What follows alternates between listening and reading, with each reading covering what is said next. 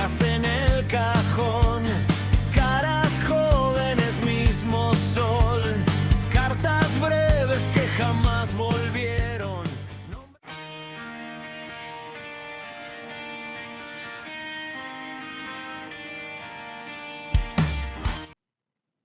Muy buenas noches, bienvenidos, bienvenidas. Este es el 15º programa de Malvinas Combate Eternos.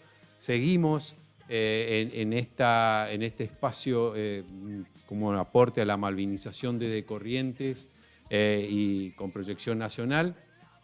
Decía el programa número 15, ya tenemos acumulado Malvinas Combate Eterno. Tenemos un programa vamos a tener hoy, así tal cual.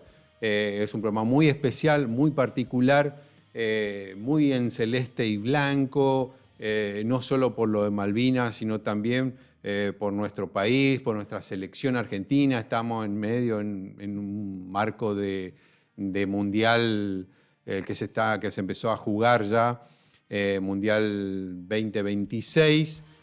Donde bueno, Argentina defiende la Copa. Bueno, tenemos un poco eso de fútbol. Hoy es un programa de fútbol y Malvinas. Así se llama, Fútbol y Malvinas se llama este 15º programa de Malvinas Combate Eterno. Acá por Robot Studio, como siempre, los lunes de 20 a 21. Soy Gustavo Lescano y bueno, esto es nuestro aporte capítulo a capítulo, un poco más, un aporte más a la malvinización y al reconocimiento de los excombatientes, a todo lo que han afrontado antes, durante y después de Malvinas, porque Malvinas es eso, pasado, presente y futuro, como siempre decimos. Repaso las redes sociales del programa de RoboStudio, RoboStudio 01, en TikTok, Instagram, Facebook y YouTube.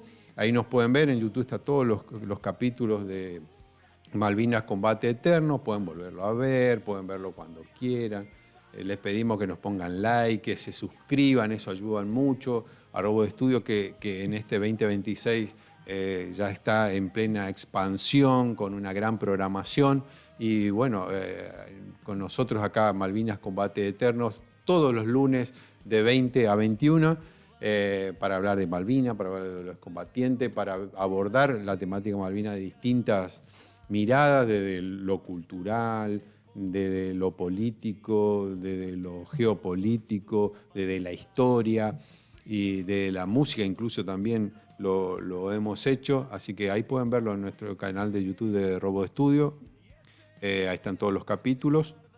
Y hoy vamos a abordar Malvinas desde el excombatiente, pero también desde el futbolista, ¿no? Hoy tenemos un invitado muy especial.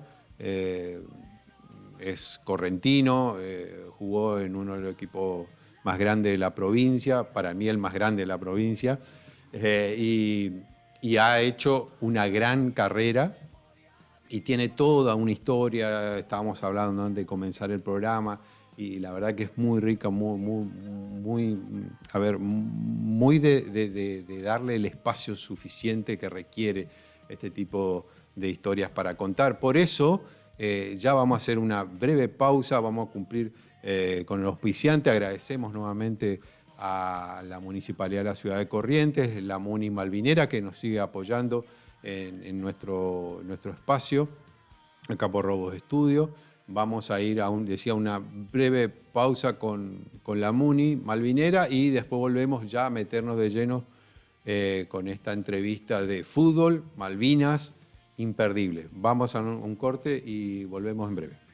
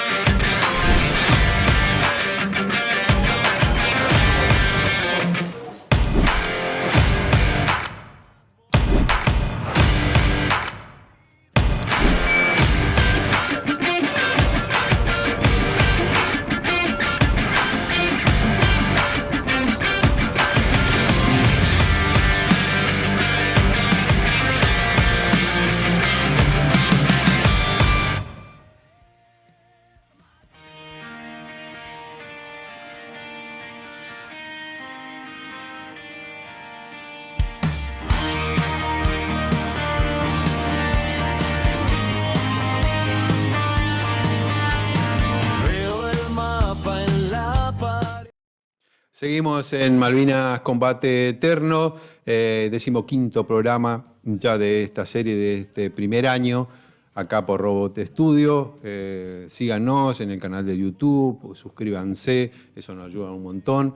Y queremos seguir creciendo en comunidad y seguir trayendo programas muy particulares con invitados muy especiales como el que tenemos hoy, que es imperdible. Decíamos, el título de este 15º programa es Fútbol y Malvinas, y está hoy con nosotros invitado el excombatiente Raúl Horacio Correa, exfutbolista también, muy conocido al jugar en Mandillú, y hoy está con nosotros. Gracias, Raúl, por venir. Un gusto, realmente un placer propio y del programa también por tenerte. Buenas noches. Buenas noches, un gusto para mí estar acá para que lo que de Malvinas no se olvide. Es un placer, muchas gracias. Decía, Fútbol y Malvinas se titula este capítulo y tienen muchas cosas. El fútbol también es resiliencia, es volver a tener revanchas. En Malvinas también es lo mismo, por ahí en cuanto a la posguerra, de poder sobrevivir también, afrontar cada uno a su manera, cómo se fueron formando la historia individual de cada uno. Y un poco de eso vamos a hablar en este programa, acá con Correa, pero vamos a meternos al comienzo de todo, cuando vos eras chico. ¿Dónde naciste y en qué barrio te criaste? Yo nací en Laguna Brava y me crié en el barrio San José Obrero. Bueno, ahí tenía tu mamá, tu papá, era una familia grande con muchos hermanos, pocos hermanos, ¿cuántos eran? Mi papá, mi mamá y mis otros dos hermanos, éramos tres. Tres varones. Tres varones. ¿Vos eras el del medio? Yo soy del medio. Mirá vos. ¿Y cómo era esa infancia? Mucho fútbol, imagino. ¿Ibas a la escuela? ¿Cómo te iba en la escuela? La escuela más o menos, en el fútbol bien, todos los días estaba en la cancha nomás, así que si mi mamá quería saber dónde estaba yo, se iba a la cancha y me traía. Siempre estaba ahí. Siempre estaba en la cancha. Bueno, ahí tenían tus amigos, vos ya siempre con esa pasión del fútbol. ¿Y cuándo empezás en las inferiores de los clubes o cómo empezás a meterte ya en el semiprofesionalismo, digamos? Un día viene el Club Robinson a estrenar en mi barrio, en la cancha donde nosotros estábamos todos los días. Y bueno, y ahí nos toma, estamos un año con ellos. Yo tenía entonces 12 años, estuvimos un año con ellos y yo jugaba también en la cancha en esa cancha jugábamos por plata, así que había mucha competencia. ¿Y tenía roce con jugadores más grandes, digamos, en edad? Tenía roce con jugadores de 30, 40 años, de 20 para arriba, y nosotros teníamos entre 12 y 13 años. Entonces jugábamos en serio, porque jugábamos por plata. Entonces un día viene el técnico y nos ve que los que están al lado nuestro estaban tomando y pensaba que nosotros también tomábamos. Eso nos pagaban la inscripción en los campeonatos locales, y ahí salíamos nosotros a jugar y ganábamos, y ahí tomaban todos ellos, pero nosotros queríamos jugar, ¿no? ¿Y cómo seguiste ahí en Robinson? ¿Tuviste varios años? ¿Cómo fue eso? No, estuve en un campeonato y el técnico ese día de entrenamiento, adelante de todo me echó, me fui a mi casa. Él creyó que vos estabas tomando con la gente esta. Con los compañeros ahí, estaba tomando. Entonces yo me fui a mi casa, me echó y me fui a mi casa. Mal. Sí, mal, llegué mal. Mi papá me vio y me preguntó qué me pasó, si me lastimé o pasó algo. Y le dije que no, que el técnico me echó porque creyó que yo estaba tomando con los otros vinos ahí al costado de la cancha. Entonces me dice, quédate tranquilo, que a mí todos los días me preguntan por vos y le voy a preguntar qué día estrena Mandillú y ahí te vas a ir a entrenamiento. Y bueno, tuve la suerte de que había pruebas para las divisiones sub-13, sub-15, sub-17, y yo me probé en la sub-13. Y quedé ese día que me probé. Y quedamos un montón de jugadores muy buenos. En esa época había jugadores muy buenos. Sí. Sí, y entre eso me quedé yo. Y Mandillú tenía su cancha en el Popular o al costado de la fábrica. Claro. Bien al costadito de la... Claro. No te queda tampoco tan lejos vos claro, de tu casa. Entre localidades, no, yo desde mi casa estaba a 1 kilómetro más o menos. Y bueno, ibas. Iba caminando todos los días con mi otro hermano, que es menor que yo, que también quedó ese día. Así que quedamos los dos. Y ahí comenzamos en el Club Mandillú. ¿Y cómo te trataron ahí? ¿Cómo te trataron? ¿Cómo te fue en esos primeros torneos? En los primeros torneos salimos campeón. El técnico es Fito Fitol, le van a conocer mucha gente. Nos llevaba a la casa, nos hacía cocido, nos daba chipá. Mirá. Así que nosotros estábamos chochos porque nos atendía muy bien. Aparte nos enseñaba mucho, nos puteaba al costado de la cancha, así que Sí. estábamos acostumbrados a sus... ¿Y ahí vos jugabas de zaguero o iba un poquito en la punta marcando? Ahí yo jugaba de zaguero central. Cuando comencé como zaguero central.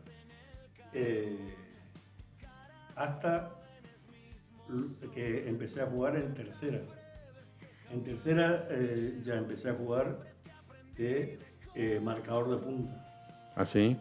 A los 15 años empecé a jugar en tercera y ya era me ponían de marcador de punta. ¿Siempre te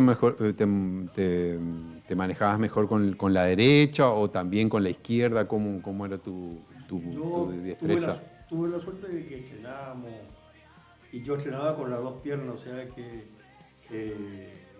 pateaba tanto como en la derecha como en la izquierda. Así que yo podía jugar de 3 o de 4. Bien. En esa época éramos pocos los que marcábamos las puntas, entonces siempre estaba dispuesto a jugar. Mira, y no se notaba la diferencia, digamos, no te costaba tanto uno que el otro. Para tirar un centro atrás, una vez que desbordaba al otro marcador de punta y tirar un centro atrás, con cualquiera de las dos piernas, no. O sea, hasta cuando era profesional jugué a la derecha como a la izquierda, no tuve ese problema. ¿Y a los cuántos años debutaste en primera? Y tuve la suerte de debutar en primera a los 16 años en Santa Fe. Un equipo se tenía que ir a Santa Fe a hacer un partido amistoso. Y bueno, ese día tuve la suerte de que me llevaran y que pueda debutar. ¿Y qué recordás de ese debut? ¿Te acordás algo o fue un partido más? Y fue un partido que creo que la única pelota que toqué me pegó en la espalda, pero todos mis compañeros mayores, Peco Sosa, los demás compañeros, todos me felicitaban, pero la única pelota que toqué fue que me pegó en la espalda. ¿Será porque no me puse nervioso, estuve tranquilo, Claro. no tuve ningún problema? ¿Y tenía un gran equipo Mandillú ahí también? En esa época, Mandillú, aparte estrenábamos todos los días, o sea, estrenábamos de lunes a viernes, si jugábamos domingo, y de lunes a jueves, si jugábamos sábado. 16 años debutaste en primera y 2 años después vino la conscripción. A los 18 años me presenté acá en el 9. ¿Te tocó Marina? Me tocó Marina. Me llevaron al Chaco, me subieron en un tren y yendo para Buenos Aires, nos cortaban el pelo en el tren. Llegamos, creo que a las 2 o 3 de la mañana en el Parque Pereira, en el Sifín. Ahí bajamos, parecía el infierno cuando entramos. ¿Por qué? Y porque era todo oscuro y bajábamos corriendo todo. Mira. Pero ahí aprendí la Marina de Guerra es muy buena.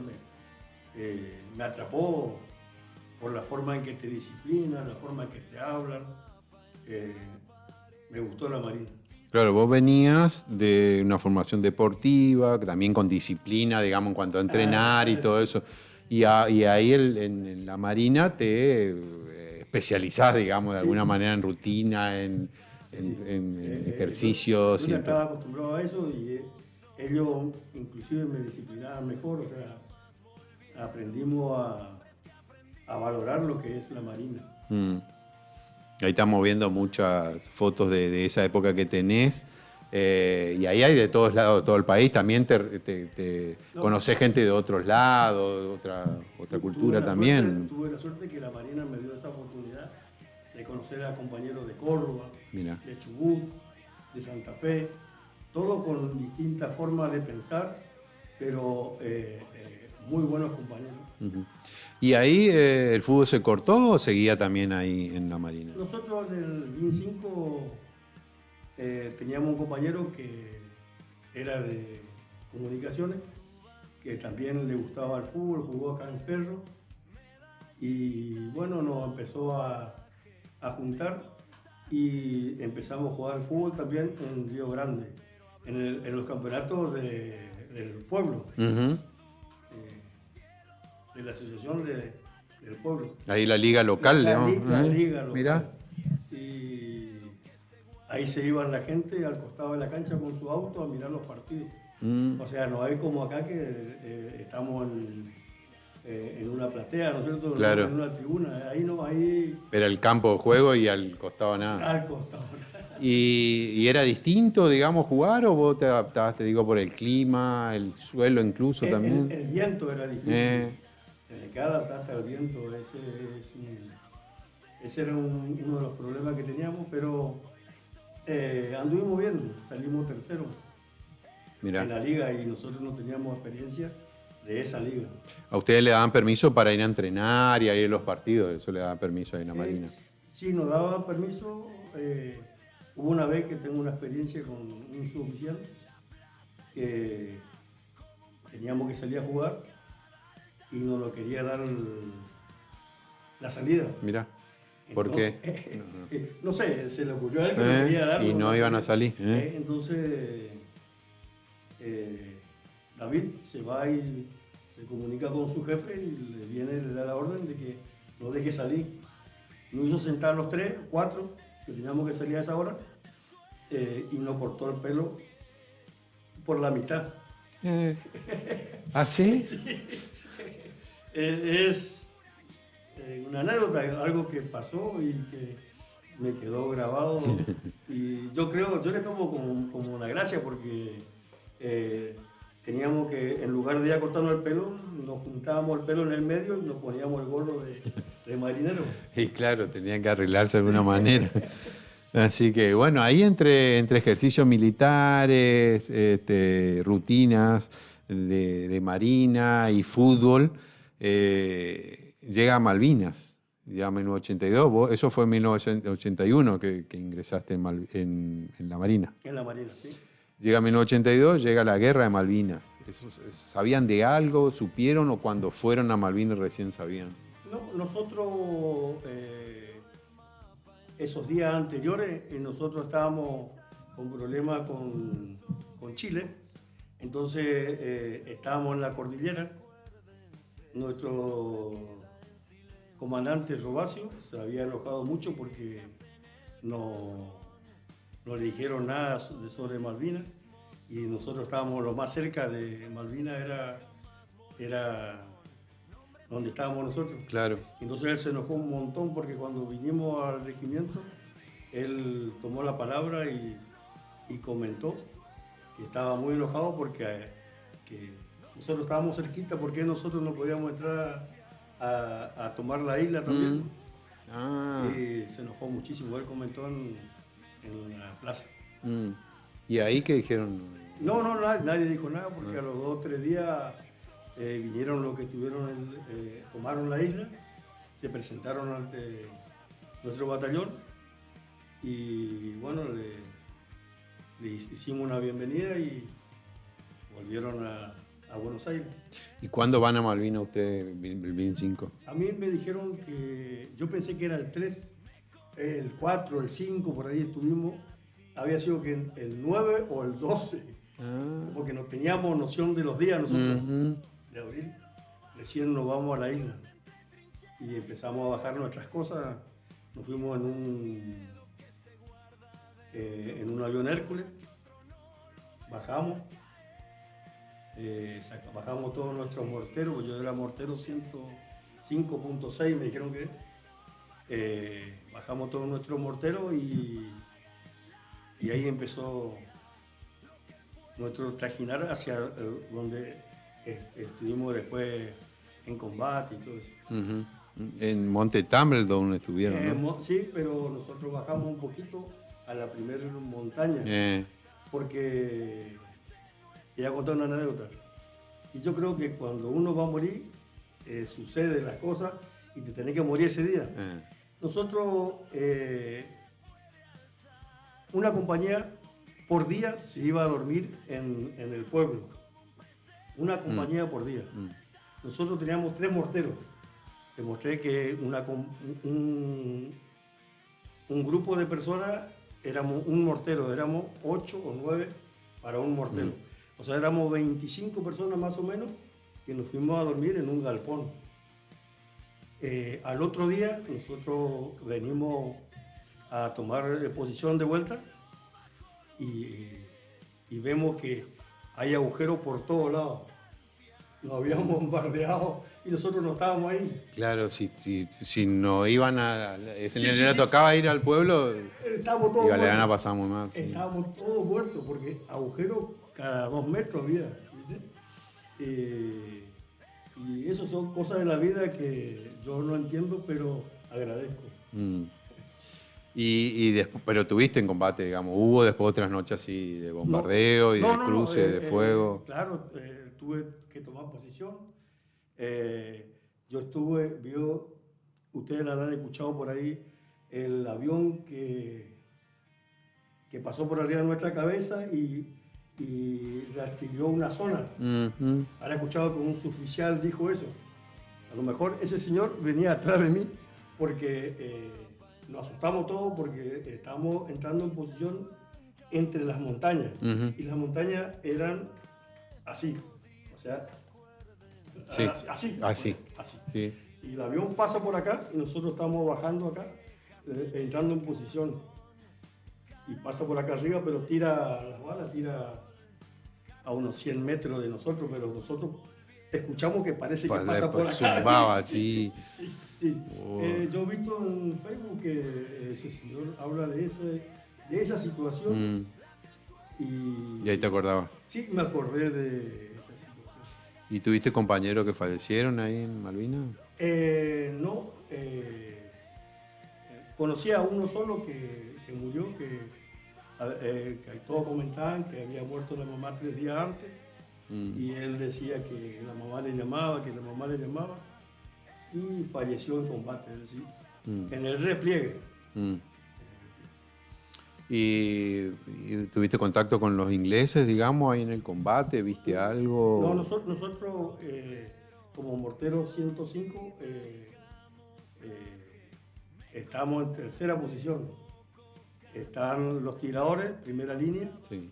mortero 81, segunda línea, y mortero 105.6, tercera línea. Nosotros tiramos 9 kilómetros adelante. Nosotros lo que veíamos eran las ametralladoras que se cruzaban, Claro. nada más. Y los morteros que nos tiraban, ¿no es cierto? O que le tiraban a, creo que a un regimiento de Mercedes, que estaba a unos 200 metros de nosotros. Que eso es lo que escuchó también ¿cómo se llama el señor? El oficial, que dice que gritaban en Zapucay. Ah, el general Balsa. Balsa. Ah. Eso estaban a 200 metros nuestros y Claro. es cierto lo del Zapucay, ¿Sí? muy cierto, porque ellos hacían una fogata, ¿viste? Y le bombardeaban a los otros, ellos le bombardeaban a los otros y cuando caían la bomba salían corriendo todos, ¿viste? y gritaban zapucay. Claro, mira. Y sí, estábamos ahí en un lugar donde había mucho fuego. Mucho fuego. Y bueno, llega al final de la guerra, vuelven al continente. ¿Fueron tratados bien ahí con los ingleses, como prisioneros? ¿Cómo fue ese regreso al continente? Primer regreso al continente.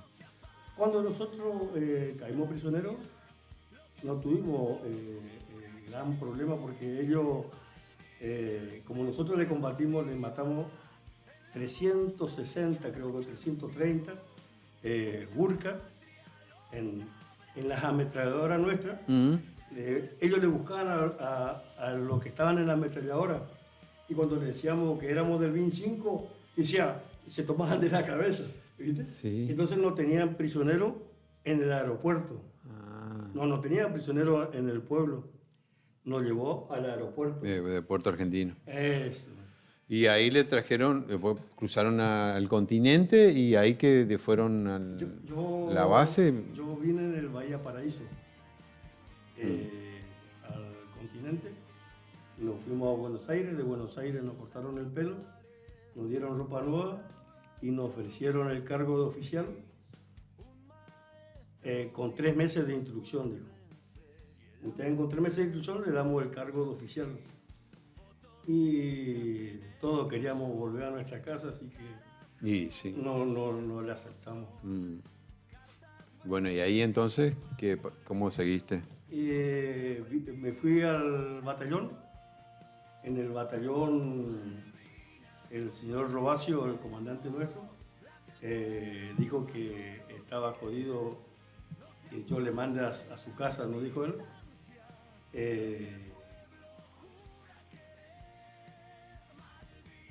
Y entonces no nos mandó, lo tuvo 3 meses en el batallón, después vinimos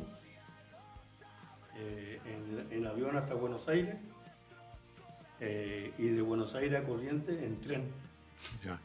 Y desde ahí, de todo ese tiempo, ¿vos tuviste contacto con tu familia durante la guerra o antes de la guerra? No, yo antes de la guerra dejé de tener, que comienza la guerra ya dejé de tener contacto con mi madre, mi padre y mis hermanos. Y entonces dijeron en la fábrica, mi papá trabajaba en Atipuití, le dijeron que yo había muerto y un día le aparezco en la puerta de mi mamá y mi mamá me decía, vos no sos Raúl, vos no sos Raúl. Me decía. ¿Te dice? Y lloraba, vos no sos Raúl. Y abríme la puerta, vos no sos Raúl, vos estás muerto, vos no sos Raúl. Y pensó que yo le aparecí y lloraba y lloraba. Entonces entré, la abracé. Mi papá salía a las 6 de la mañana de trabajar. Yo me acosté en una pieza del fondo, porque era las 6 de la mañana, así que abrí la ventana. Había sido que mi mamá ya me había hecho la novena, todo, ¿viste? Porque ya le dijeron que moría, así que... Y me levanto eso a las 9, por ahí miro por la ventana y todo el barrio en mi ventana. Estaban ahí mirando, claro, regresó, el muerto está vivo. volvió. El muerto está vivo. Es triste, pero es lindo porque ve que la gente te aprecia, te quiere. Y eso que nosotros no éramos terribles. Los Correa no eran fáciles. Sí, no. Y a contar lo terrible que éramos, que seguramente si escucha este señor va a decir que éramos terribles. Estábamos jugando y pasaba todos los días la pelota al costado de una casa. Viene el muchacho y nos dice, acá está tu pelota, con un cuchillo nos corta la pelota y nos tiran. Y bueno, le cacoteamos la casa. Ve que enojado. Sí. Éramos terribles, pero éramos pendejitos. Esto era toda la casa familiar del San José. Sí, San José. De ahí estaba. Y bueno, apareciste de un día para el otro, volviste, te habían dado por muerto. ¿Y qué hiciste en eso? ¿Cómo volviste a la vida civil otra vez? No, no, ¿Cómo no. volviste al deporte? Al deporte. Tuve la suerte de que yo sé que muchos de mis amigos no tuvieron la suerte, que yo hoy llegué y al otro día tuve trabajo y eso me hizo olvidar de todo porque la gente es impresionante. El cariño te hace, te renueva y te hace olvidar todo lo malo que te pasó. Yeah. ¿Y volviste al trabajo? Decís, ¿dónde trabajabas? Volví a jugar al fútbol. Me presenté el otro día a jugar al fútbol y como si nada, y así volví. ¿Qué te dijeron ahí? ¿Te decían Nada, algo nada, del nada, fútbol? nada, tenía que adelgazar. Y sin adelgazarme que viene de hecho y eso, eso fue lo más grave que me dijeron. Mirá. Y yo muy agradecido porque si no adelgazaba en ese mes, me echaba, la verdad, porque me decía de verdad que sea profesional, que lo que aprendí, que demuestre. Y eso fue lo que me ayudó mucho a mí. Claro, vos decías del trabajo, el fútbol, porque te pagaban. Para mí es un trabajo Ah. muy noble y además que la gente te aprecie, te quiera, es algo que yo le digo a él, que estrene todos los días, que se cuide, que el fútbol te da todo, Claro.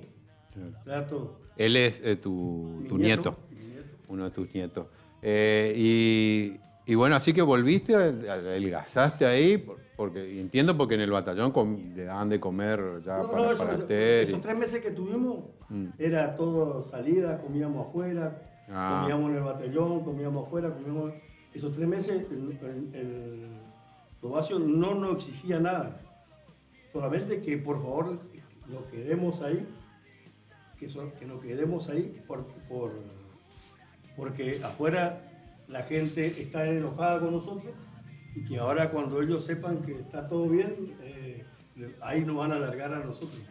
Eso decía el Probacio. Bueno, volviste al fútbol, bajaste de peso, volviste bien al fútbol, ¿te costó? ¿Cómo estaba? No, bien, no tuve ningún problema, gracias a Dios no tenía lesión, así que volví y por un tiempo me olvidé de todos los problemas que después mis compañeros me comentaban que le pasaban a ellos, que no tenían trabajo, que la familia está así, que la familia está allá y que sufrían. Y yo, gracias a Dios, ese problema yo no tuve en ese momento. El fútbol te salvó de alguna manera, ¿no? Exactamente. El fútbol me dio todo. Todo lo que necesitaba en ese momento. Bueno, ahí tenía 19 años ya. Ya tenía 19 años. Y estabas ya en primera, estaba en la reserva. ¿Cómo fue tu carrera? Ya, metámonos en lo deportivo ya ahora, lo que tiene que ver con la posguerra, ¿no? Pero sí, en lo deportivo, vos estabas, en el club estabas ya en la reserva, ya estabas en primera. ¿Cómo fue eso? Ni bien llegué, se había roto los pies Pelucho Gamarra. Es un gran amigo, un gran jugador que todavía vive, que le mando un saludo.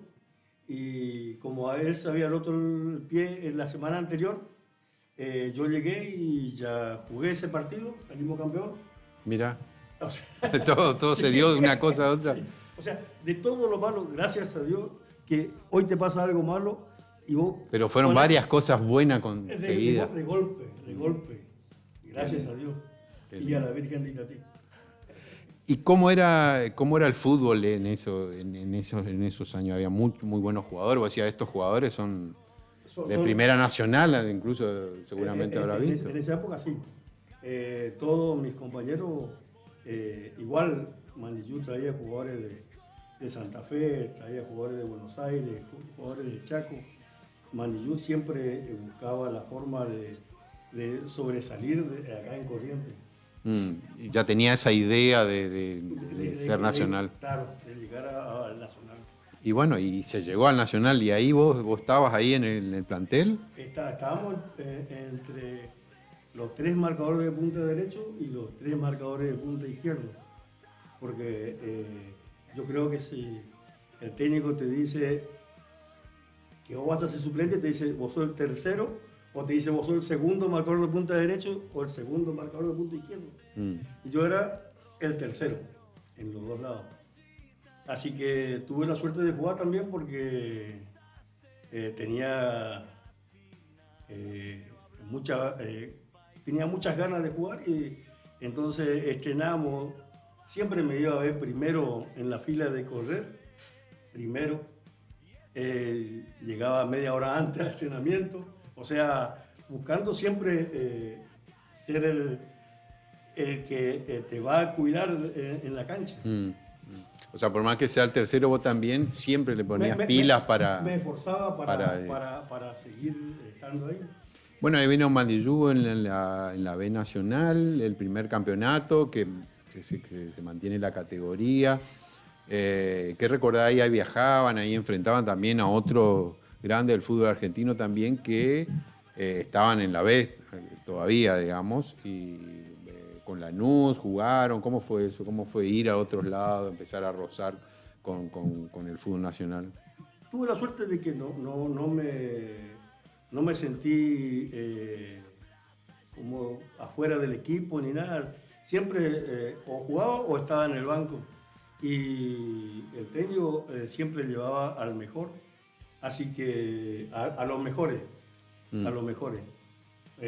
Tuve la suerte de jugar con el paraguayo Dolfino Cañete, claro, no, semejante jugador de mi época. Que revisen y ese jugador es exquisito era. Sí, sí, con Paulo Quiroga, muy buen jugador, buen amigo. Altamirano también, buen jugador. O sea, me jugué con jugadores de otra categoría y no les entoné. Tuve la gracia de Dios de que me ayudaba, ¿no es cierto? Yo creo que si Dios no me ayudaba con semejantes jugadores, yo claro, no hubiese estado ahí. Y veíamos las fotos también y veíamos que vos tenías, en varias de ellas tenías la cinta de capitán también ahí. Eso también era, me imagino, una gran satisfacción, pero ¿por qué crees que te elegían como capitán? ¿Qué veían vos los técnicos como para ponerte de capitán? Yo creo que también mi carácter, yo soy muy respetuoso de todo y si alguien, no sé, no te respeta un poquitito, ya me siento mal y le digo lo que siento en ese momento. Y yo creo que es por mi carácter. Yo tengo un carácter bravo también. ¿Eso te enseñó el barrio, la forma de jugar, cómo jugaba? Mirá, al costado de la cancha del barrio practicábamos boxeo. Ah, bueno. Practicábamos boxeo. Sí, iban bien preparados ya para los torneos interbarriales, ¿eh? Sí, un profesor de educación física jugaba con nosotros, él jugaba de 9. Estábamos yo, mi hermano, Rasquita, éramos 8 o 9 chicos de la misma edad, ¿viste? Y al costado de la cancha él nos enseñaba boxeo. Yo sé boxear. Un día perdí. No, nunca más boxeé.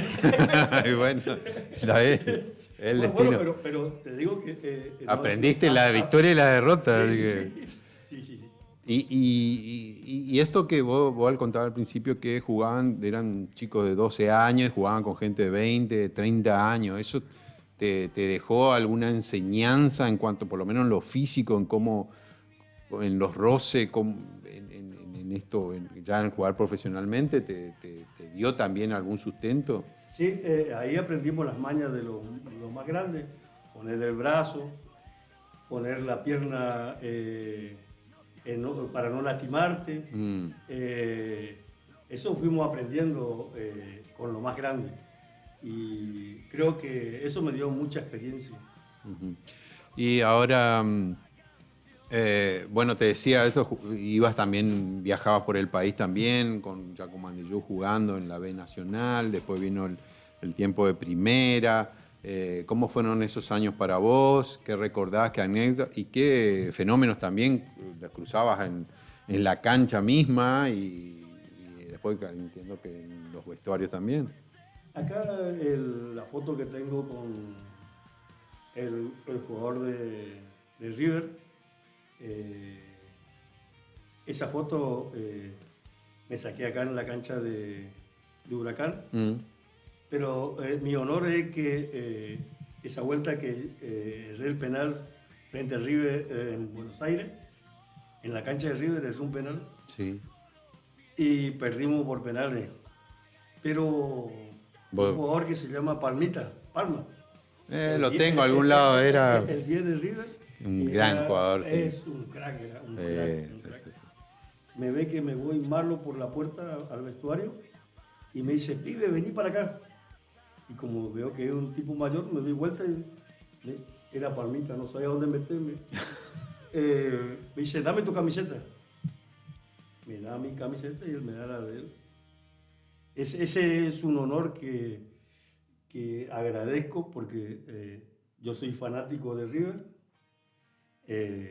y yo creo que ni en mi sueño estaba que me iban a pedir mi camiseta algún jugador de River. Mira, encima él. Encima el ¿Y mejor qué se hizo de esa ellos. camiseta? Yo cuando tuve 33 años, 32 años, Mandillú me deja libre y me voy a jugar a Guaraní de Paso lo Libre. Y antes de irme para comprar el pasaje de colectivo, vendo la camiseta para irme a jugar a Guaraní. Mira. No sé dónde está ahora. Y alguien lo debe tener, ¿no? Yo lo único que sé es que seguramente Palma tiene mi camiseta. Sí, seguro. Seguro que sí. Porque Palma él pobre. no creo que la haya vendido. Sí, sí, sí, sí. Yo sí le vendí.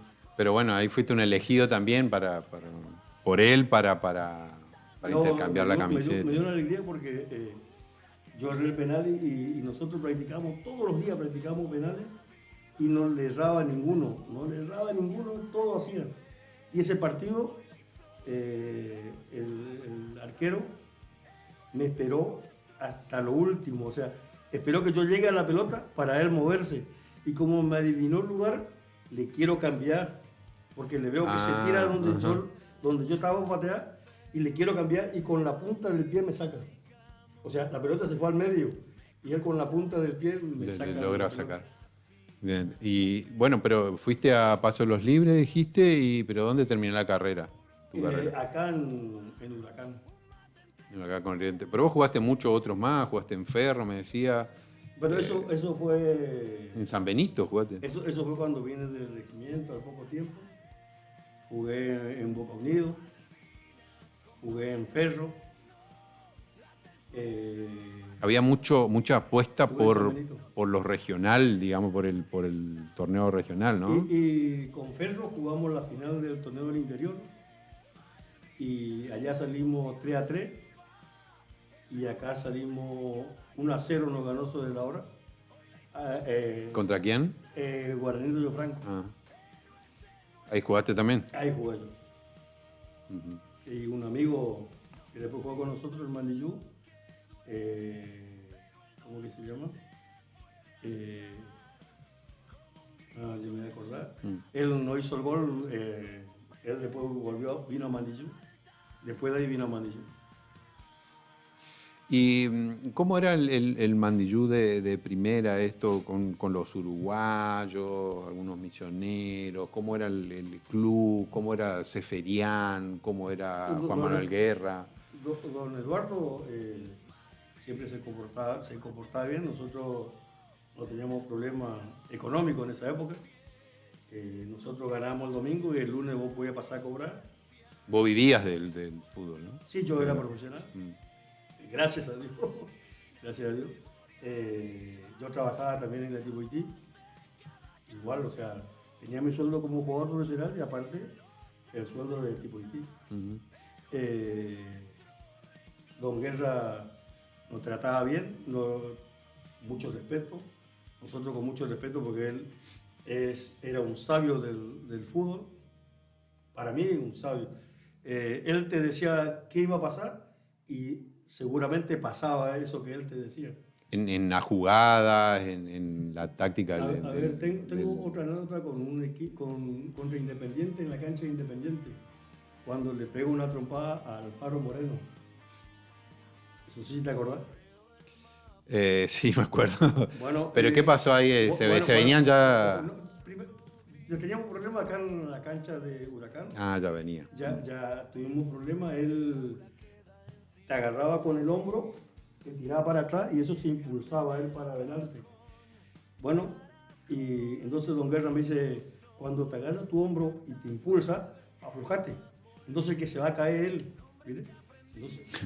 Entonces él me agarraba del hombro, me aflojaba y caíamos los dos. Me agarraba el hombro, me aflojaba y nos caíamos los dos. No me podía pasar.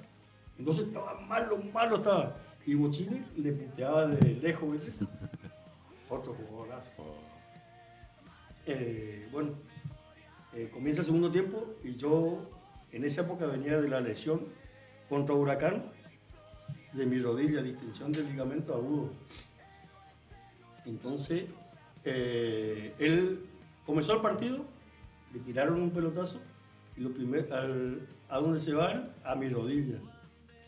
Y cuando saco mi rodilla, reacciono que no tenía que haberlo hecho, que tenía que haberme avivado y tirarme yo, pero reaccioné mal. Y ahí fue la roja. Y fue la roja, estábamos ganando 1-0, entra un marcador de puntos uruguayo y nos hicieron 3. Así que no saqué nada. ¿Y Guerra te dijo algo más ahí o no? No, después yo cuando fui empresario yo vendía pañales, él estaba yendo para Ecuador, él llegó a ser presidente de, ¿cómo que se llama un club grande de Ecuador. Estaba yendo para allá y un señor que me venía a vender los pañales y esas cosas, me dice, Alfaro Moreno está en el aeropuerto acá, está yendo para... ¿Qué le digo? Él es mi amigo, me dice. Digo, no le diga nada. Y me dice así, me pone el teléfono en el oído y me dice, te hace hablar. Sí, y dice, decirle que yo le hice echarle Manillú. Y sí, queda la anécdota así, sí. Es espectacular. Sí. ¿Y técnico nunca quisiste ser? ¿No pudiste ser? ¿Lo intentaste? Las cosas de la vida. Yo digo que cuando uno es chico tiene que intentar estudiar para aprender mucho más. Yo tengo el secundario, tengo 5 años, hermano, no me recibí. Por eso me pongo nervioso cuando hablo, o a veces me olvido de algo y hubiese querido tener más sabiduría para... Yo por mi hijo veo que ellos se fueron a la facultad y veo la sabiduría que tienen ellos y yo directamente no tuve la suerte que tienen ellos para poder estudiar. Mira, entonces no pudiste seguir ese camino. No pude seguir. Ellos son técnicos, mis 2 hijos mayores son técnicos, sí. ¿Y cómo los ves? ¿Bien? Y sí. ¿Le das consejo? No. A mí no me piden consejo porque saben que... Bueno, pues ¿cómo parar la defensa por lo menos? No, a mí no me piden. Ellos saben. Tengo un hijo más chico, a ver, el medio. Jugó también en Manillú, jugó regionales. Así que no me puedo quejar. Y hablando de Mandillú, vos estuviste en la comisión normalizadora, encabezaste eso y Mandillú ahora está dentro de todo, bueno, institucionalmente por lo menos con cierto orden y aspiración al desarrollo, al crecimiento, con nuevo predio. ¿Cómo lo ves? Estoy muy orgulloso de la gente que está ahora a cargo de Mandillú, por lo que hacen, por lo que cómo están trabajando. El pueblo de Mandillú, el pueblo algodonero es el que le va a ayudar, así que sigan pidiendo cosas que el pueblo algodonero le va a ayudar. Yo confío en ellos, me crié en la fábrica de Tipoití, conozco a la mayoría de los que trabajaban ahí, he trabajado en la oficina de personal, conozco cómo piensan, que le pidan a la gente de Mandillú y la gente de Mandillú le va a dar lo Qué que bueno. necesitan. Qué bueno, verdad que sí. Y en general, ¿cómo ve el fútbol hoy? Es muy distinto al fútbol de ustedes, pero ¿cómo ves? ¿Cómo le va a la selección? Vamos a hablar también del Mundial, ¿no? ¿Cómo lo ves para el Mundial? Yo, el fútbol que practica la selección es increíble. Yo, este fin de semana, el último partido, cómo jugó, yo creo que si no se creen, porque hay veces que vos te crees y salís con el pie finito, pero la selección argentina juega muy bien.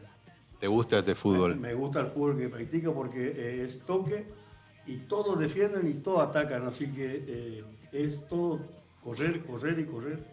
Yo creo que el secreto del fútbol es correr, correr y correr. Nunca darse por vencido ninguna pelota, ¿no es cierto? ¿Y cómo ves la relación de fútbol-Malvinas, siendo excombatiente? En esto, por ejemplo, la canción del Mundial pasado para alentar a la Argentina decía en un fragmento por los muchachos de Malvinas. ¿Qué sentías algo? ¿Se movía algo interior tuyo? Para nosotros es un orgullo y que estén en todas las canciones, porque el secreto de esto es no olvidar por los muertos, no por nosotros que estamos vivos, sino por los muertos, es no olvidar esos 330 creo que murieron por ellos, porque ellos dejaron la vida allá y ellos son lo que nos tenemos que olvidar. Eso te enorgullece y esta es la misión dentro de todo, ¿no? Sí. Y confías, digamos, en una nueva generación también, que los chicos jóvenes, vos teniendo nietos, ves que también están interesados en Malvinas, hay que trabajar mucho más en eso, en la escuela, en la educación. No, yo creo que ellos, con el ejemplo que la mayoría de nosotros le damos, ellos están compenetrados en lo que es Malvinas, lo que hay que defender, lo que no hay que olvidar. Y yo tengo fe que los chicos no van a superar porque son mucho más inteligentes que nosotros. Bueno, de eso se trata también, ¿no? Sí, La vida, la sí. evolución. ¿Te animás a decir si Argentina estará en la final, por lo menos en la Copa? Hay que ir viendo paso a paso. Yo quiero que pase la primera ronda, que es donde ellos se sueltan. El primer partido flojo, el segundo partido más o menos, el tercer partido ya mejor. O sea, de menor a mayor. Nunca la selección argentina comenzó de mayor a menor, siempre de menor a mayor. Sobre todo cuando siempre le fue bien, digamos. Claro, cuando siempre le fue bien, de menor a mayor. Cuando va más arriba es cuando ellos aumentan su nivel de fútbol. Raúl, un gustazo, me quedaría hablar un montón más con vos, la verdad que espectacular, compartimos fotos que has traído de tu paso como futbolista, también en BIN 5 también.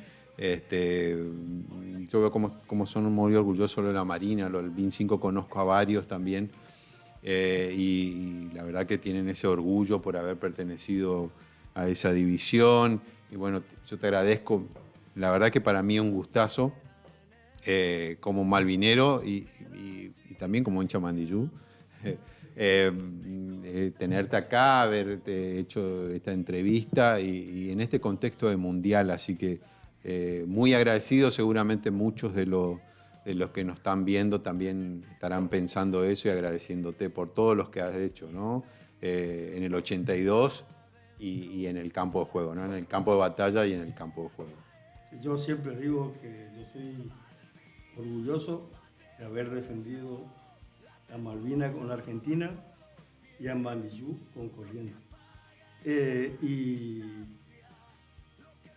ojalá que nunca se olviden de lo que pasamos y que tengamos, que vuelva la Argentina, que vuelva la Malvinas a Argentina, pero no con una guerra sino diplomáticamente, para que no vayan a pasar lo que nosotros pasamos, por favor. Gracias, Raúl. Un gran mensaje para cerrar esta entrevista. Vamos a hacer una pequeña pausa. Lo despedimos a Raúl y vemos nuestro auspiciante y volvemos para el cierre de este especial de Malvinas Combate Eterno en el capítulo 15. Volvemos en un instante.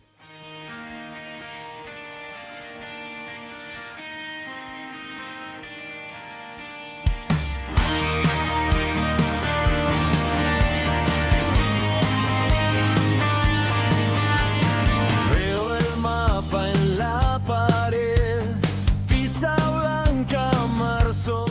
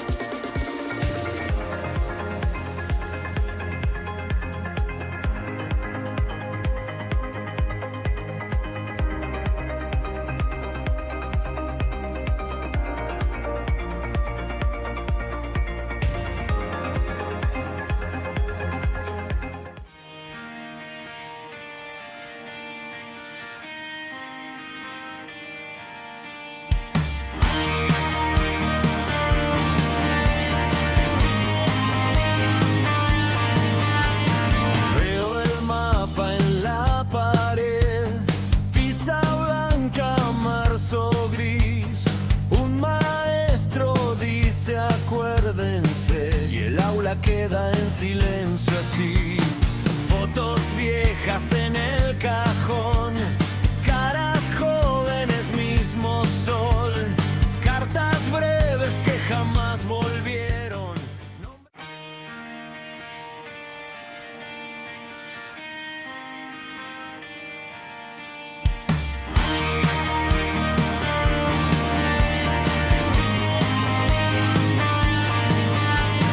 Veo el mapa en la pared, tiza blanca. Bueno, seguimos con Malvinas Combate Eterno ya en este tramo final del 15º programa. Muchas anécdotas de que dos con Correa, así que un gustazo, la verdad. Seguramente lo invitaremos para otro programa. Estaremos con él nuevamente. Como siempre digo, no con todos los invitados agotamos en un solo programa, sino que vamos a tenerlos nuevamente esporádicamente, como para ir hablando de otras cuestiones, profundizando temas o analizando temas de coyuntura. Seguimos en Malvinas Combate Eterno, ya en este tramo final, decía, y repaso las redes sociales mientras estamos transcurriendo los últimos minutos. Tenemos en Instagram y en Facebook Malvinas un Combate Eterno, Malvinas Combate Eterno, en el caso de las redes del programa, las propias, y en RoboStudio 01, tanto en TikTok, Instagram, Facebook y YouTube. Agradezco nuevamente la recepción acá, el gran laburo de Guido, de Facu, de Richard, para que esto vaya saliendo como sale, tan bien y prolijo. Y bueno, ahí tienen. Si quieren ver los capítulos anteriores, si quieren repasar este capítulo también, si quieren compartirlo, compártanlo, compartan los contenidos también que tenemos en redes. Agradecemos nuevamente a la Municipalidad de Ciudad de Corrientes, la Muni Malvinera, que nos acompaña. Esperamos sumar nuevos sponsors también, acompañando esta causa de Malvinas. Hacemos así punto final ya del 15º capítulo de Malvinas Combate Eterno. La verdad es que un gustazo.